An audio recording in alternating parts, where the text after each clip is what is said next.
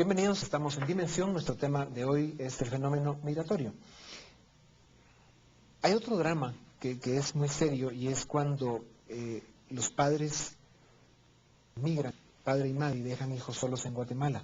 O se han dado casos de deportados que tienen hijos en Estados Unidos y deportan al padre y a la madre. ¿Qué pasa con esos niños acá y qué pasa con esos niños allá?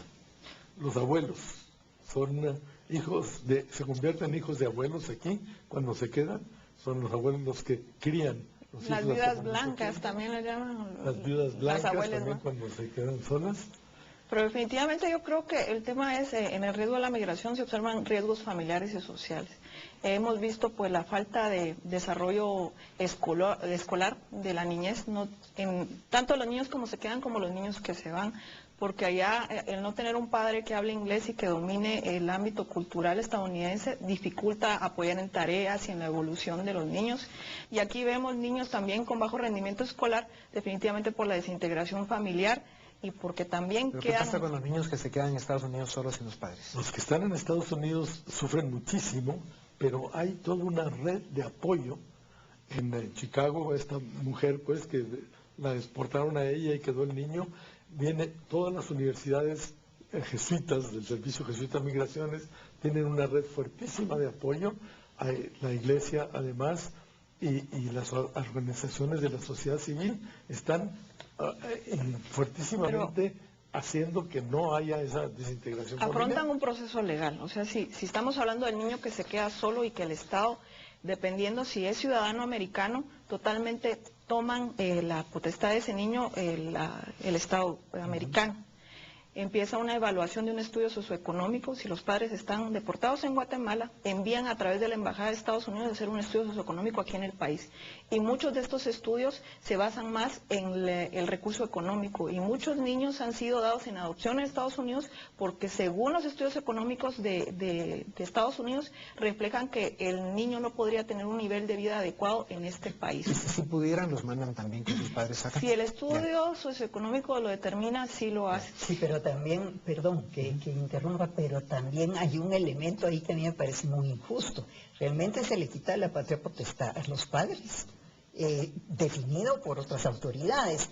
Yo entiendo que la esposa del presidente Pérez, Molina, precisamente está manejando un programa para atender este tipo de situaciones que yo creo que es bien urgente. Muy importante es que el padre que está en situación irregular vaya a registrar a su hijo como guatemalteco al consulado, porque entonces ahí el Estado de Guatemala se puede intervenir. Claro. Cuando solo es un niño americano, sucede ese problema. Claro. ¿Qué tanto creen ustedes que los migrantes que ya están en Estados Unidos viviendo interesan en lo que pasa en el país? Sí, la experiencia con algunos lugares en Estados Unidos, en Chicago, por ejemplo, en Houston, o incluso en Canadá, en Vancouver, algunos de ellos, sobre todo aquellos que fueron refugiados después del conflicto armado, tienen una sensación de no agradecimiento al país y sienten un cierto rencor. Algunos de ellos, no vuelvo a regresar a mi patria, no quiero saber nada. Pero los hay aquellos que están al tanto de lo que sucede, que están interesados en la vida política, que están al tanto de los noticieros y que van siguiendo el acontecimiento y que aman Guatemala todavía. Creo que no podemos generalizar. Encontramos los dos sentimientos ahí. Pero hay otro punto. Fíjese que en ese sentido también el acercamiento de autoridades guatemaltecas con todas estas comunidades que salieron en los años 70, 80, algunos que se fueron a pie, por ejemplo, hay comunidades en la Florida, sobre todo de una comunidad canjobal que llegó a pie desde Guatemala, ¿no? en los años más difíciles del conflicto. Sin embargo, el acercamiento de las autoridades yo creo que los regresa o quita ese resentimiento un poco. Y sí son personas que, por ejemplo, aún estas comunidades siguen teniendo, por ejemplo, equipos de fútbol que les ponen de nombre, igual que en Guatemala, comunicaciones y municipal, y sí mantienen las costumbres de Guatemala y cierta relación. Eso se nota. Pero hay una formación de un capital social. Hay organizaciones, primero, nada más locales del pueblo de Jacaltenango, de Jocotenango, Fraternidad. y las fraternidades. Pero poco a poco hay más de 281 organizaciones de migrantes guatemaltecos en Estados Unidos. Las más sofisticadas ya tienen un interés político, que vienen acá, como Julio Villaseñor, y esos vienen al Congreso Quieren ser directamente con los diputados y todo eso. ¿En dónde trabajan los migrantes cuando están en Estados Unidos y cuánto tiempo les toma encontrar un trabajo? ¿Qué datos tenemos de eso? Yo creo que ahorita es un tema más difícil. Pueden pasar 2 meses si no tienen un familiar en Estados Unidos, hasta 3 Sí. meses. Y pueden tener trabajos ocasionales de ir a lavar vehículos.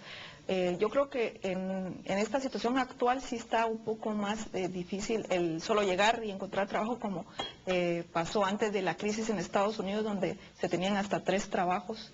Y sí está un poco más difícil, a menos que tenga un familiar que ya tenga ubicado un empleo, que llega Ya. prácticamente... ¿Se sabe cuánto manda en promedio un migrante de remesa? $300. Promedio. Pues sí, pero mandan solamente el 18% de su salario. Quiere decir que 82% lo gastan en Estados Unidos. Y si usted calcula 1.600.000 guatemaltecos que están allá trabajando y que gastan 82% de su salario en renta, alimentación, transporte, etcétera, el 18% es el mínimo que mandan para acá. Sí. El mínimo. Que suma 4.700 millones, ¿verdad? Que Sí. no es una cifra Sí. normal. Con lo que va la pregunta anterior, ¿en dónde trabajan? Esto va a depender, y quisiera aclarar el concepto migrante, porque también están los migrantes documentados que van a trabajar temporalmente. Entonces, estos ya van designados específicamente a trabajar en el campo, en las farmas o en las fincas para la cosecha. Ellos ya tienen ahí, que también en algunas ocasiones esto se vuelve en trata laboral, sin duda, con lo que ha sucedido en algunas partes en los Estados Unidos y en Canadá, por ejemplo, la parte de Vancouver, Surrey, Coquitlam, algunos asuntos tristes, donde el salario promesa no es una realidad, por lo tanto, el sueño de mandar $500 al mes no es cierto, mandan 300, 200. ¿Pero en dónde trabajan? ¿En el campo? ¿En las fábricas? ¿Construcción? Y algunas haciendo servicio doméstico, incluso en los restaurantes y en los hoteles. Las mujeres, sobre todo, en hoteles o servicio doméstico. Pero trabajo agrícola creo yo que es lo que más demanda de Estados Unidos, sobre todo en las épocas de cosecha, ellos verán. Entonces es poco entendible por qué tanta limitación a una capital humano que realmente lo han tenido desde hace 2 décadas por lo menos, ¿verdad? Y que durante más de una década cerraron los ojos a que era inmigración indocumentada, ¿verdad? Es decir, de repente fue que ahora sí que quieren que sean documentados. Entonces suena un poco injusto, bastante injusto, que habiendo allá demanda de mano de obra y teniendo la oferta de esta inmigración que viene de América Latina, que no se encuentre una forma de manejar ese tema sin criminalizarlo. Es lo que dice Obama, ¿no? Que está quebrado el sistema porque está en manos, digamos, de gobernación.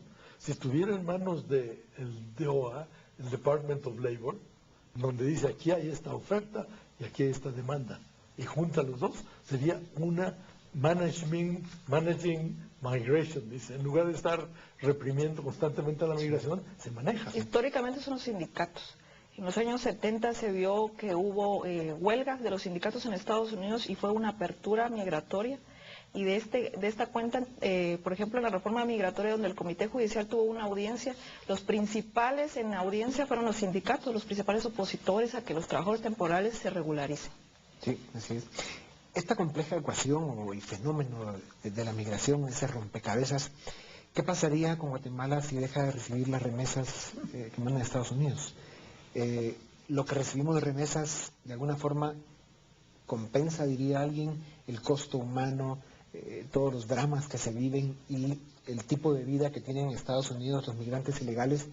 ¿Tienen o no acceso a temas como la salud, la educación, etcétera? La complejidad es enorme. Los estudios de pobreza del Banco Mundial, ya son 4 estudios, dicen que si no hubiera las remesas, había aumentado 5 puntos la pobreza. Extrema pobreza. La No, extrema el pobreza. déficit en Guatemala sería terrible. Los Pues. bancos sufrirían. Así es. Sí. Los bancos sufrirían más que todo. Sí, obviamente el sostenimiento de la clase pobre a caer a la extrema pobreza, pero yo creo que lo que más perciben beneficios son los bancos y los intermediarios. Y eso nos lleva a preguntar qué va a pasar cuando ya exista una siguiente generación, los hijos de los migrantes, que van a ir perdiendo el contacto con sus familias en Guatemala. Esas remesas van a irse reduciendo. Y hay países en los que esto es una realidad.